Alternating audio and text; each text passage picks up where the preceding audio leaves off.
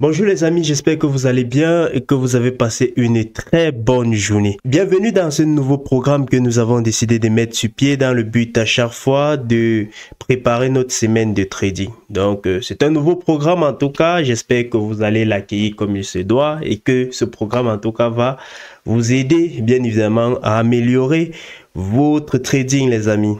Donc, le programme est simple. L'idée, c'est de préparer en tout cas notre semaine de trading en revenant sur les faits majeurs qui ont marqué la semaine précédente. Vous voyez un peu, que ce soit sur un plan purement macroéconomique ou sur un plan purement géopolitique. Et bien évidemment, en revenant sur les performances qu'ont enregistrées les actifs majeurs en bourse au cours de la semaine. Vous voyez un peu. Et par la suite, bien évidemment, faire nos projections tout en essayant de donner les nouvelles macroéconomiques qu'il va falloir surveiller au courant de la nouvelle semaine, vous voyez un peu, et en faisant en tout cas une brève analyse technique sur les différents actifs majeurs et les actifs en tout cas les plus tradés, les plus surveillés en bourse, vous voyez un peu les amis. Donc j'espère en tout cas que ce programme vous plaire et que vous allez apprendre pas mal de choses dans ce nouveau programme. Donc déjà, ce que je vous invite les amis, c'est de liker cette vidéo les amis, et abonnez-vous à notre chaîne si ce n'est pas encore fait. Vous voyez un peu, abonnez-vous si ce n'est pas encore fait. Et sachez que ici nous parlons de trading, en tout cas de marché financier en général et d'entrepreneuriat avec notre podcast Jeunes Entrepreneurs Africains. Si l'une de ces thématiques vous intéresse les amis, abonnez-vous les amis, abonnez-vous. Donc les amis, sans plus tarder, on va bien évidemment revenir sur les faits majeurs. Donc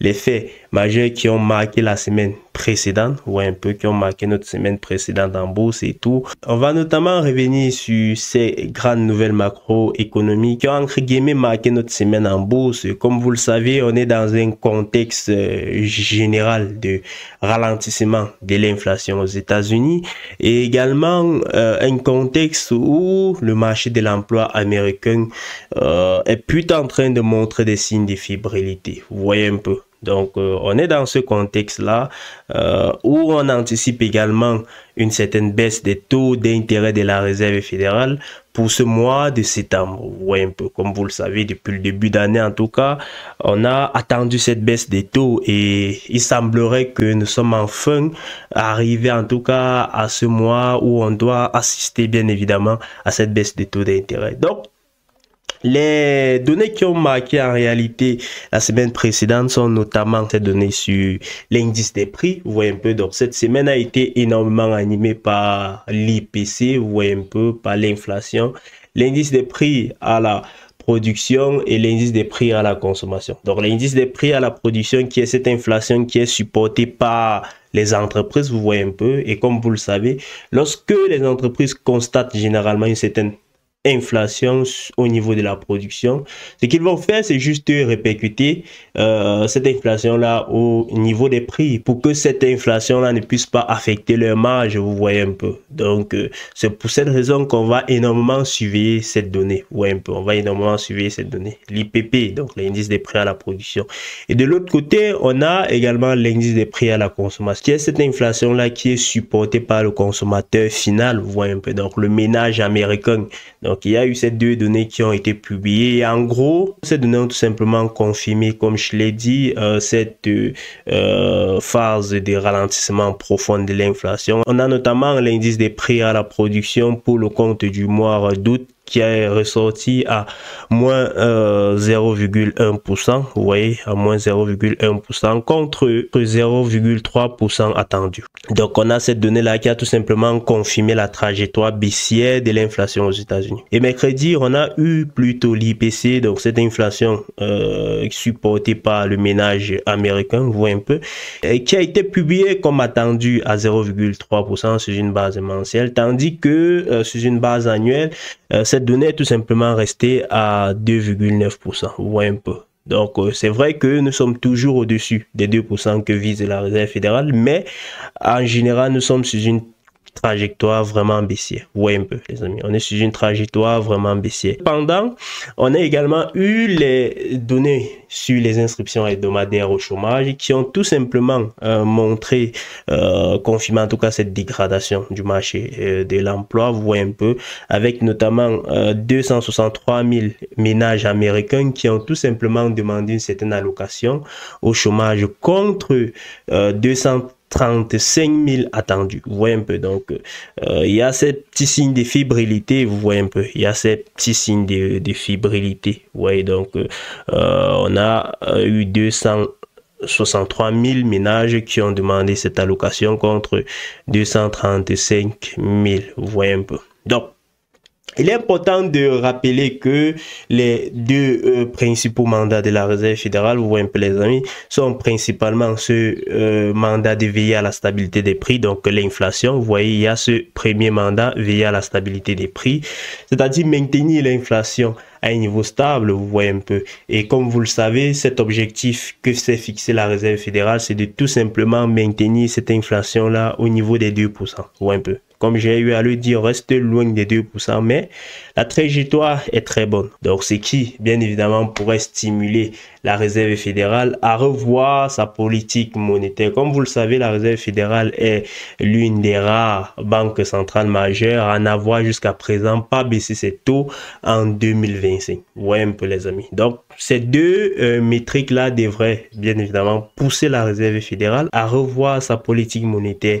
Et bien évidemment, les traders anticipent déjà cela. Vous voyez un peu, aujourd'hui, les traders anticipent largement une possibilité de baisse des taux, ce qui se répercute déjà sur le dollar notamment et les différents actifs financiers. Et la semaine passée, on a eu cette répercussion sur tous ces actifs. Vous voyez un peu, on a eu le dollar qui a baissé, comme vous le savez, baisse des taux d'intérêt, je le dis à chaque fois, tout simplement synonyme de baisse du rendement associé à une devise. Vous voyez un peu, donc que les investisseurs et les différents intervenants anticipent une baisse des taux d'intérêt, les amis, ce qu'ils vont faire, c'est qu'ils vont tout simplement vendre la devise en question pour tout simplement aller vers les devises offrant généralement des rendements un peu plus attractifs. Vous voyez un peu, donc c'est ce qui a été visible sur le dollar cette semaine, avec une baisse en tout cas d'1,16%, passant de 98,17 points à 97,63. Donc on a le dollar qui a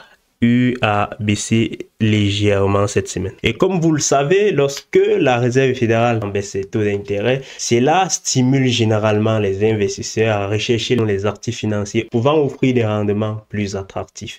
Et quand on parle généralement de ces actifs financiers, on parle notamment des actions, donc par conséquent les indices boursiers, vous voyez un peu.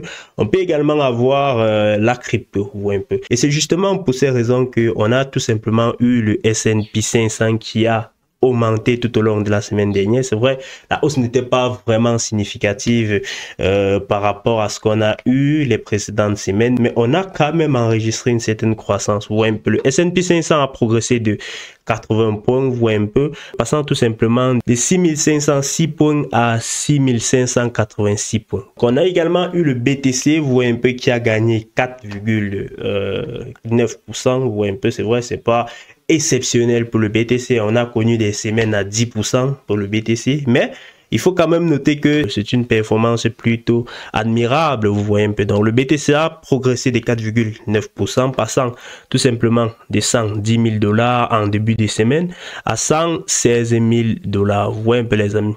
Par la suite, on a eu Ethereum qui est la deuxième crypto après le BTC, qui a également connu une semaine plutôt importante avec une hausse de 8,65%, vous voyez un peu. Donc Ethereum a superformé le BTC cette semaine, passant tout simplement de 4208 $ à 4656 $. Vous voyez un peu. Donc 4208 $ en début de semaine à 4656 $ à l'heure actuelle. Du côté du Forex, vous le savez, lorsque le dollar perd en valeur, cela favorise tout simplement les paires de devises ayant le dollar en devise de contrepartie. Vous voyez un peu, on a notamment eu l'euro-dollar, la devise la plus tradée au monde, la plus échangée au monde, qui a gagné 0,77%, passant tout simplement de 16,43 dollars la paire, vous voyez un peu, en début de semaine à 1,1732, vous voyez un peu. Donc on a tout simplement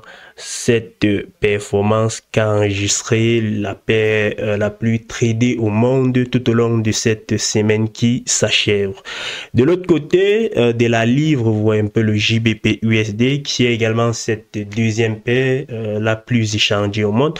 On a tout simplement observé une hausse de 1,35, vous voyez un peu, une hausse un peu plus importante que l'euro de la 1,35%, passant ainsi de 1,3382 dollars la paire, vous voyez un peu, à 1,3562 dollars, vous voyez un peu. Donc là, ce qu'a enregistré ces différents actifs, vous voyez un peu, dans ce contexte d'attente des baisses des taux d'intérêt de la Réserve fédérale, vous voyez un peu les amis. Donc là, c'est en grosso modo ce qui s'est passé la semaine dernière, vous voyez un peu. On a essayé bien évidemment de revenir sur les faits majeurs côté macroéconomique et on a également rappelé les différentes performances qu'ont enregistrées nos différents actifs financiers les plus échangés en bourse. Donc par la suite, on va tout simplement se projeter sur les nouvelles macroéconomiques qu'il va falloir suivre pour cette semaine. Vous voyez un peu, donc il va falloir suivre un certain nombre de nouvelles. Bien évidemment, en se rappelant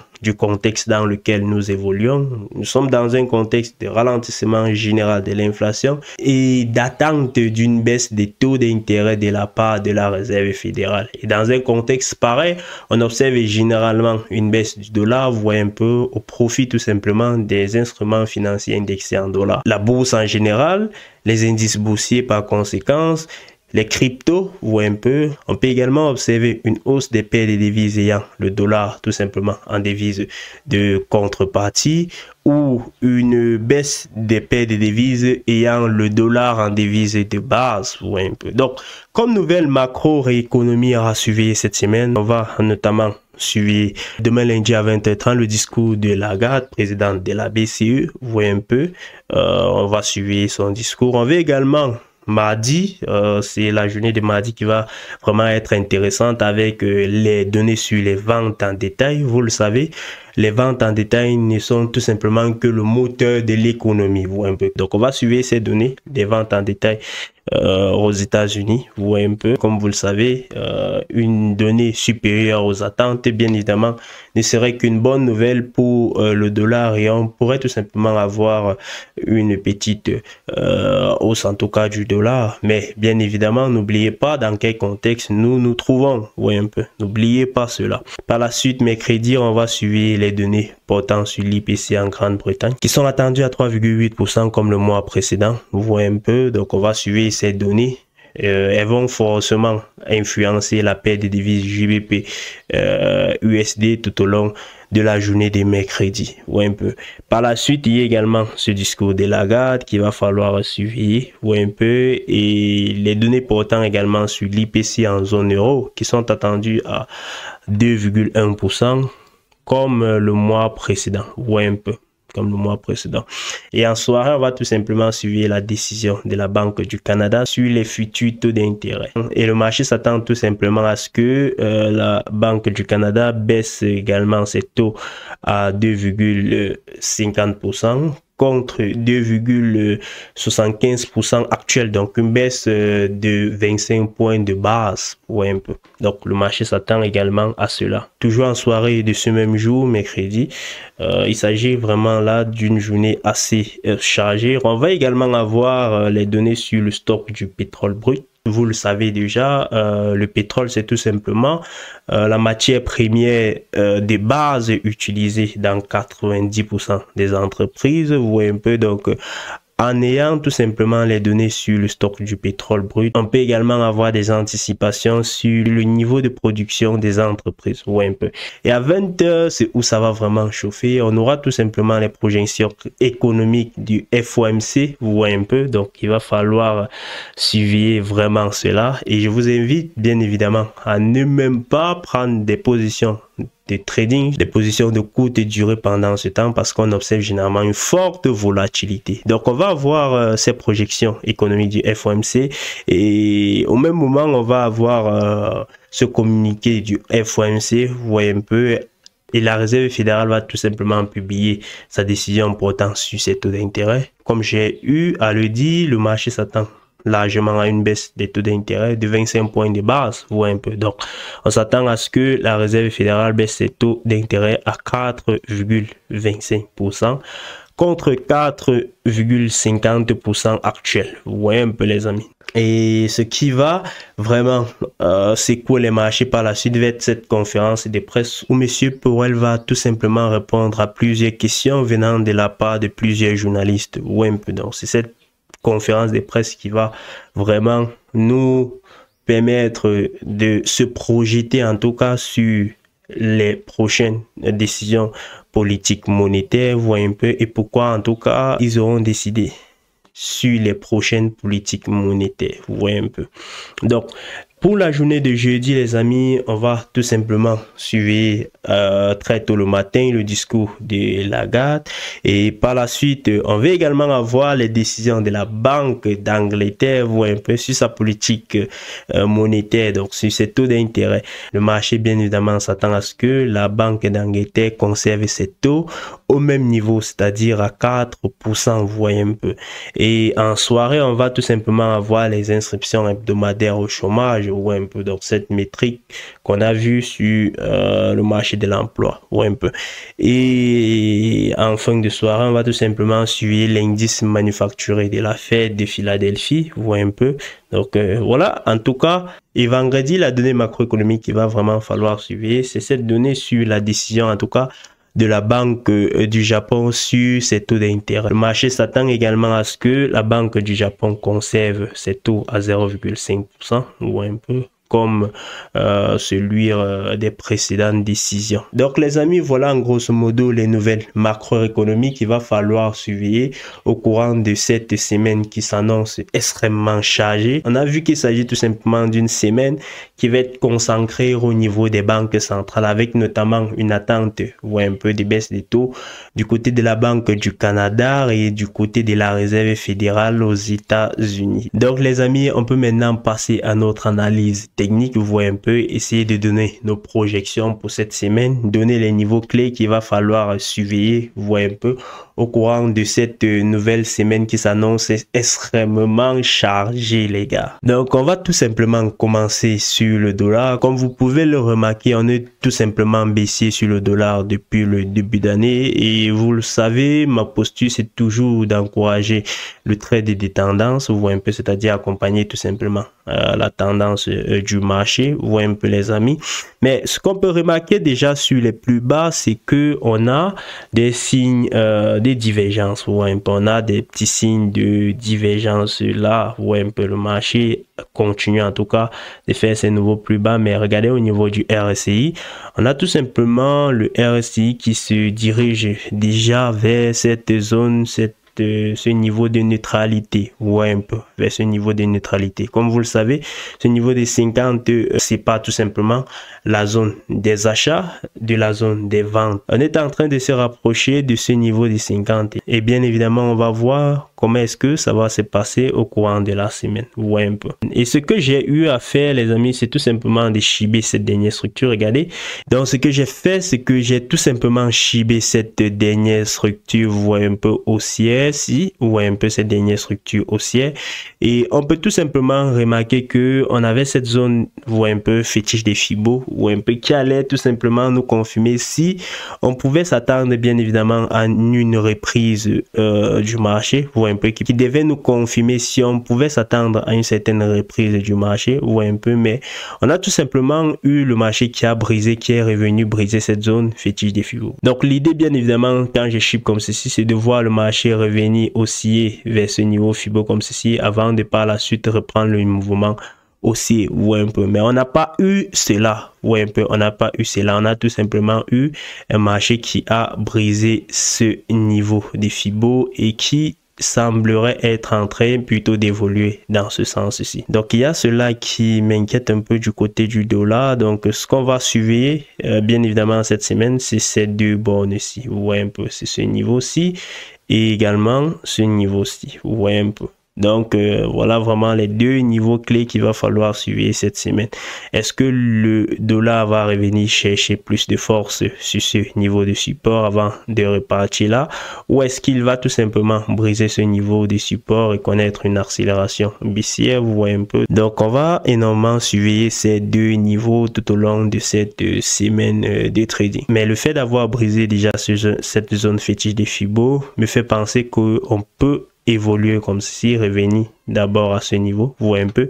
Et si la Réserve fédérale en tout cas baisse ses taux et que par la suite Monsieur Powell donne tout simplement un discours assez dovish, c'est-à-dire des éventuelles projections de baisse des taux avant cette fin d'année, vous voyez un peu, on risque tout simplement de briser ce niveau et par la suite connaître des nouveaux plus bas. Donc là c'est pour le dollar. Comme vous le savez, si le dollar s'écrase, on peut également avoir une certaine reprise du côté des actifs qui sont indexés au dollar. Donc là, c'est pour le dollar, on va tout simplement switcher sur le S&P 500 pour regarder également ce qui se passe de ce côté-là.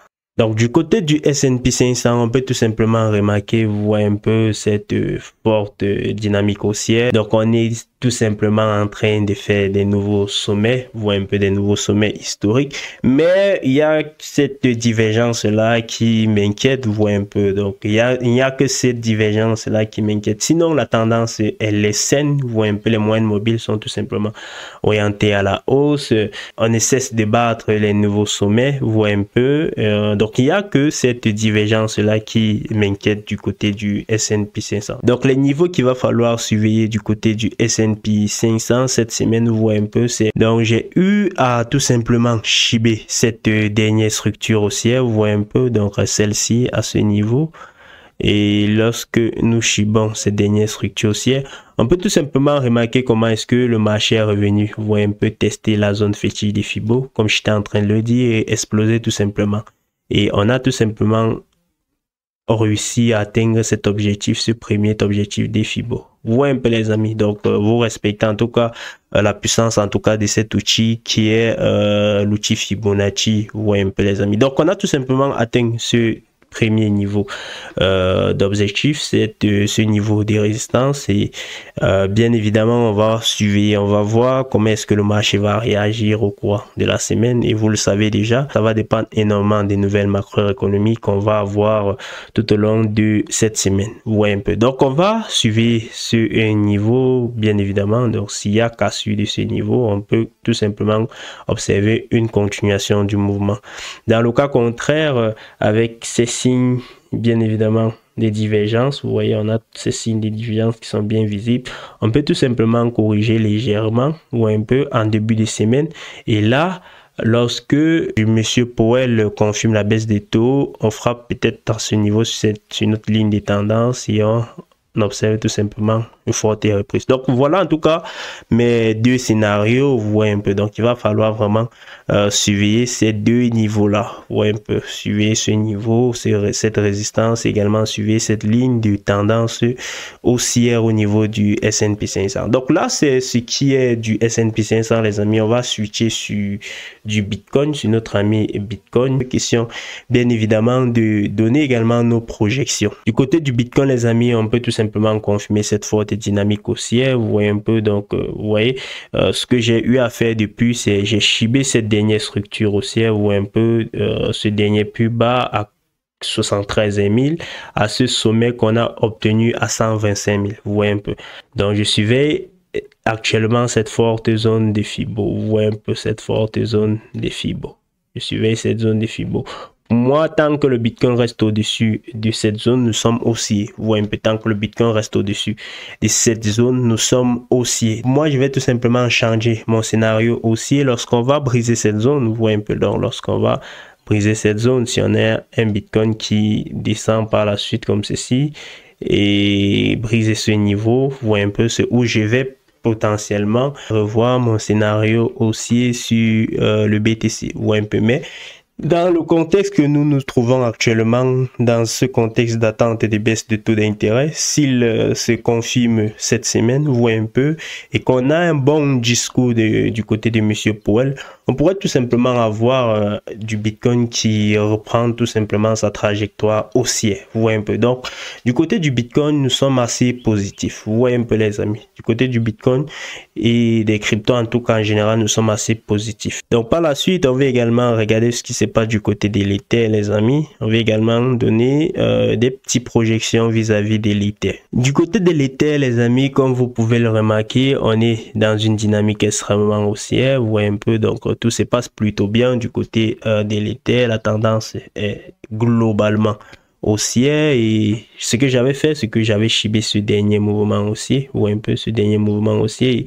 On a tout simplement atteint tous ces objectifs qui ont été fixés par l'outil Fibo, ou un peu. Et le dernier objectif est tout simplement cet objectif à $5,500. Vous voyez un peu les amis. Donc du côté de l'Ether, vraiment tout est limpide, vous voyez un peu, mais on a tout de même des petits signes de divergence, vous voyez un peu. Regardez au niveau du RSI, on est haussier depuis là, vous voyez un peu, mais là on a des petits signes de divergence. Donc il n'y a que ces petits signes de divergence là qui m'inquiètent, vous voyez un peu. Donc des divergences qui ont été visibles sur le S&P 500, qui ont été également visibles sur le dollar, vous voyez un peu, qui sont également visibles sur l'Ethereum, vous voyez un peu. Donc il n'y a que ces petits signes de divergence là qui m'inquiètent. Sinon, j'ai marqué les zones claires à suivre. Il y a ce niveau des 4800, vous voyez un peu, $4,800. Il y a également ce niveau de support des $4,100, vous voyez un peu. Donc comme niveau de support, on a les $4,100 et comme niveau de résistance à très court terme, en tout cas, on a $4,869, vous voyez un peu. Donc il va falloir suivre ces deux niveaux clés là. En cas bien évidemment de cassure de ce niveau de résistance, on peut aller toucher directement ce dernier objectif qui a été donné par notre outil Fibo à $5,500 l'Ether. Donc les amis, là c'est notre projection en tout cas sur l'Ether et les niveaux qu'il va falloir surveiller. Vous voyez un peu du côté de l'Ether tout au long de cette semaine qui s'annonce extrêmement chargée. Donc on va terminer avec quelques paires de devises, notamment l'euro-dollar et la livre. Donc on va switcher tout simplement sur l'euro-dollar. Du côté de l'euro-dollar, les amis, comme vous pouvez le remarquer, nous sommes tout simplement sur une dynamique extrêmement haussière avec ce niveau de résistance là, vous voyez un peu, et ce niveau de support également à ce niveau qu'il va falloir vraiment suivre tout au long de cette semaine, vous voyez un peu. Donc on a ces deux bornes ici qu'il va falloir vraiment suivre tout au long de cette semaine. C'est vrai que j'ai eu à parler de ces signes de divergence qu'on observe également sur ces autres actifs, qui est également visible sur cette paire euro-dollar. Donc il va falloir suivre ces signes de divergence et regardez également l'euro-dollar est en train de se diriger plutôt sur sa zone de neutralité. Donc il va falloir également suivre cela, les amis. Et regardez la moyenne mobile également nous présente des signes de divergence. Le marché monte, mais la moyenne mobile, regardez, ne fait plus vraiment de nouveaux sommets. Ouais, un peu les amis. Donc là, c'est également ce qu'on peut dire sur l'euro-dollar. Donc il y a ces deux niveaux-là qu'il va falloir vraiment suivre tout au long de la semaine. On va terminer avec la livre, les amis, ce qu'il va falloir suivre également sur la livre au courant de la semaine. On a vu que du côté de la livre, il y a la Banque d'Angleterre qui va également prendre des décisions sur sa politique monétaire au courant de la semaine. Donc l'idée, bien évidemment, va être de suivre énormément cette paire de devises. On peut avoir des opportunités de trading plutôt intéressantes dessus, étant donné que le marché anticipe que la Banque d'Angleterre conserve ses taux d'intérêt. Pendant ce temps, le marché anticipe plutôt une baisse des taux du côté de la Réserve fédérale. C'est généralement des petites contradictions de ces politiques monétaires. Généralement, des petites contradictions de ces politiques monétaires peut tout simplement offrir des meilleures opportunités de trading, les amis. Peut tout simplement offrir des opportunités de trading plutôt incroyable. Donc, on va bien évidemment terminer avec cette paire de devises qu'est le JBP-USD. Donc, du côté de la livre, les amis, du côté de la livre, on peut tout simplement remarquer comme du côté de l'euro-dollar qu'on évolue dans cette borne. Vous voyez un peu, donc on a notre résistance majeure là, vous voyez un peu, 1,37, vous voyez un peu, et on a également notre support majeur à 1,31. Vous voyez un peu, donc il va falloir vraiment surveiller ces deux niveaux. Mais regardez, du côté de cette paire, on a eu à chiber ces dernières, vous voyez un peu, ces dernières structures baissières. On a marqué bien évidemment notre zone fétiche des Fibo, vous voyez un peu, qui a été brisé, vous voyez un peu, qui a été brisé, qui suggère tout simplement une potentielle reprise, en tout cas du mouvement haussier du côté de la livre, vous voyez un peu. Donc les amis, il va falloir vraiment surveiller cela, il va falloir vraiment surveiller. Regardez également au niveau du RSI, on est repassé en dessous de notre zone de neutralité et on est revenu prendre plus de force sur cette zone de neutralité. Vous voyez, le RSI est en train de s'orienter plutôt à la hausse. Ouais, un peu les amis. Et comme j'ai eu à le dire, cette contradiction qu'on peut avoir au niveau des deux politiques monétaires peut tout simplement offrir des bonnes opportunités de trading sur cette paire JBP-USD. Donc les amis, c'était tout pour cette vidéo. J'espère que vous l'avez aimé. Si c'est le cas, n'hésitez pas de la liker. Vous avez sûrement des amis traders qui souhaiteraient regarder des vidéos pareilles pour bien évidemment préparer la semaine de trading. N'hésitez pas de partager cette vidéo avec cet ami trader, les amis. Si vous n'êtes pas encore abonné à notre chaîne, abonnez-vous, activez la cloche de notification pour ne pas tout simplement manquer nos prochaines vidéos. D'ici à là, les amis, je vous souhaite tout simplement le meilleur sur les marchés financiers et une très bonne semaine. Prenez soin de vous, les gars.